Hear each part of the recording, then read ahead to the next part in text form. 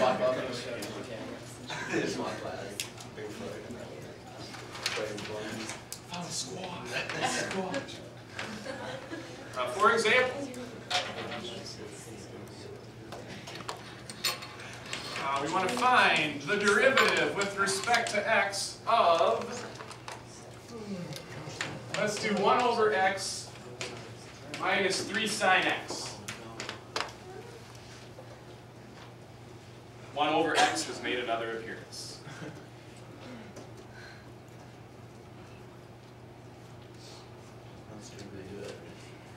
By the way, 1 over x, you know what, I'm just going to rewrite the whole stupid thing. Let's do derivative with respect to x of, instead of calling this 1 over x, x to the negative first. It's going to be easier to use power rule if there's actually a power there to use. So differentiating x to the negative first, we can use power rule. What happens? Negative x to the negative second. Yeah, the negative 1 comes down. If you want to write the 1, go ahead. If you don't, don't. The negative 1 drops a power down to negative 2. And now we can differentiate this term separately from that. There's a constant out front. Remember, what can we do with the constant? Take it out. So we'll just have a negative 3 out front. Just worry about differentiating the rest, because that's pretty easy now. That's what? Cosine x. Cosine x. Why? Derivative of sine for back here is going to be cosine. Oh, so this is the entire derivative. It's not just, okay. Yeah, this was the rewrite step, and now we actually applied the derivative, so the symbol's gone.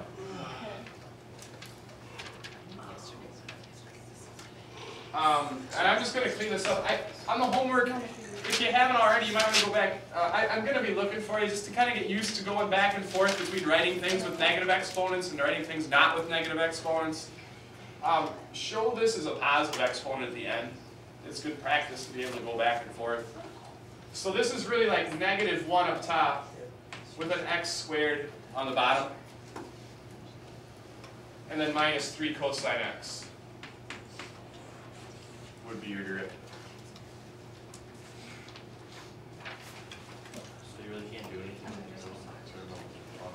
It's just a function. If they gave you like, hey, what's f prime at pi? Then we take this and plug in pi and get a number answer.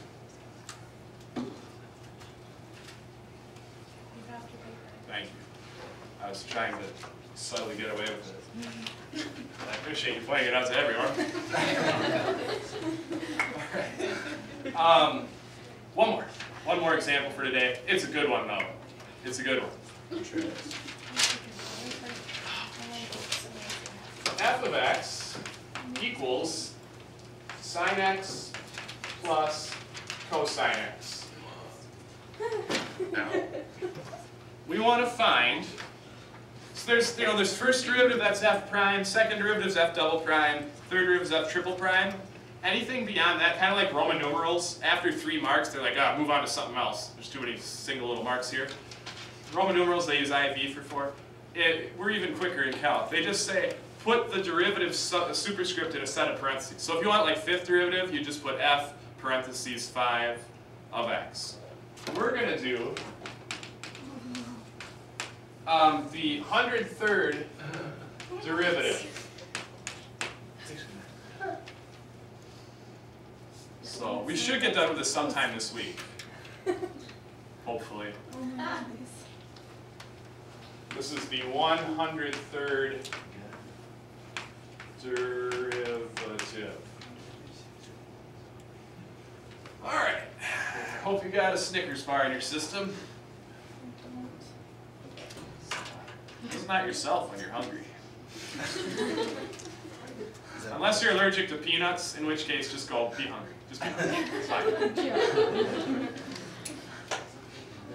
Just be. I'm not allergic to nuts, but I tell people I am, so I really don't like them at all. And people are always like, oh, try this. Like, And so I've just gotten to the point where I'm like, I'm allergic to nuts. And they're like, oh, okay. In fact, get them away from me.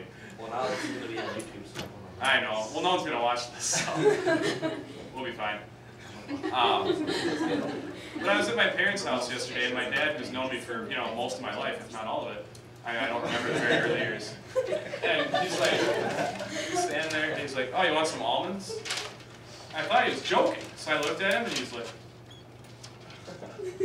have we met? Oh yeah, that's right. Okay, it's time to start looking into homes. Okay. We're going to find the 103rd derivative of this function. This can all be edited. It might brighten Bryce's day. Yeah, see, there we go. It might get me written out of a will. Let's just start finding derivatives and see what happens. I bet there's a pattern. Let's begin. First derivative. Derivative of sine? Cosine? So that's just cosine x plus derivative of cosine. Negative sine. I hate double. See, now I got double sine. I hate double S, I, G, and S. There. Not to be confused with S-I-N-E-S. If I say double signs, people think I mean this, but I really mean this. These kind of, like stop signs and stuff. So this is cosine x. I'm just going to write this as cosine x minus sine x.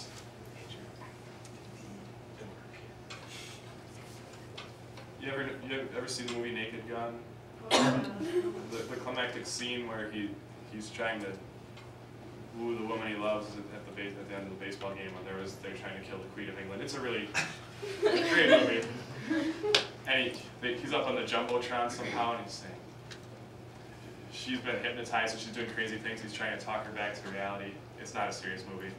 And he's like, no, ever since I've met you, I've noticed things that were never there before. Birds singing, rainbows glistening, stop signs.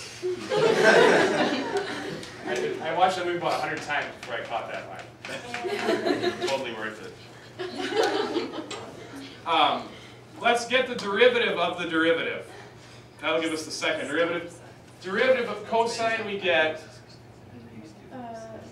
Or sine. Well, that's negative sine, isn't it? And then minus sine. So the minus comes down as part of the problem. And then derivative of sine is. It's just plain old cosine, right?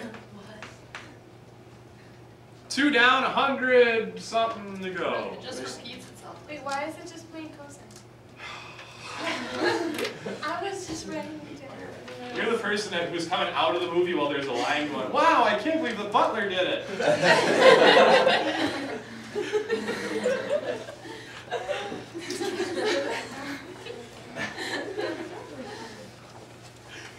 But you're right, the butler did do it, and this does repeat itself eventually. So let's keep going until we find a pattern. Why is it? Why? Let's do third derivative. Negative sine x, differentiating negative sine. And then just do sine of x. So where the negative's going to stay because it's part of the equation that we were handed. And then the sine portion is going to become a cosine. So we're going to get negative cosine x. Cosine. Yeah. Minus. And then derivative of cosine is negative sine. So it's like, I'll just make this a plus then.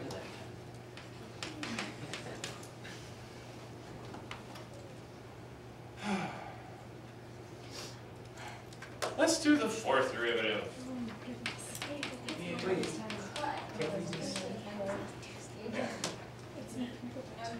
It's like the thing we did last year where it's like if it was like -1. Oh, Yeah. Imaginary, yeah. Powers of I. It's very much like that. But Andrew, you told me there weren't any patterns. Alright. We're going to have negative, and then we're going to take derivative of cosine. Derivative of cosine will give us negative sine. So we've got a negative from the problem, another negative from this derivative, so overall we're positive, right? We are. So we've really got sine x. Plus cosine x. So Okay, sine derivative is cosine, so this is plus cosine x, and this actually takes us back to the original problem. So if we were to do fifth derivative, it's the same as this. Sixth derivative, same as this. Seventh derivative, eighth derivative, so on. So it repeats Correct. every Thank you very much, Shirley. 4 derivatives. Which means the 103rd derivative, if you get to a multiple of 4, like this, you're going to have to go, it's like 100 would be a multiple of 4, and you're going to have to go 3 clicks beyond that, aren't you? So it'd be like first, second, third. It'd be like third derivative all over again, wouldn't it? It's like when they do really fortunes, like, yeah. It's like, bankrupt. So another way of looking at it, if you divide the derivative by 4 and just keep the remainder, that will give you the number of the derivative in the pattern. So like 103, if you divide it by 4, you get like 25 with a remainder of 3, which means it's the third derivative. The remainder gives you the derivative number in the pattern. Yeah? Is this the pattern for every question that we're gonna have, or do we have to find a pattern? You'd want to find a pattern to establish this as a fact, but yeah, this is the idea will be the same.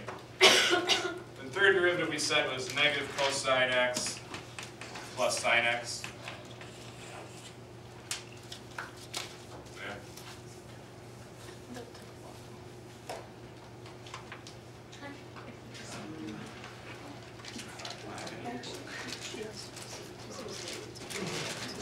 Andrew, you have one favorite person in the whole world, who would it be? Careful how you answer that question. So we've got assignment 12. Bryce Nicholson. Good choice.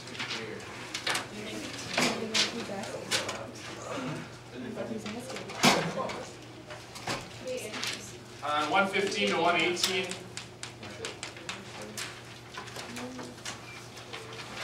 36, 38, 52. Just give us one food, Thompson. Yeah. 62, 67, 69, 70, 97, and 100. It's 9 problems. By the way, on one of these, I think it's on 62. It's not very clear in the book. There's a square root of 3x. It's hard to tell if the radical covers the x or does not cover the x. To be clear, it does not cover the x. So when you get to 62, if you're looking at it, it's like, does that radical go over the x or not? It doesn't. The x is on the outside of the radical. You'll know when you get there what I mean.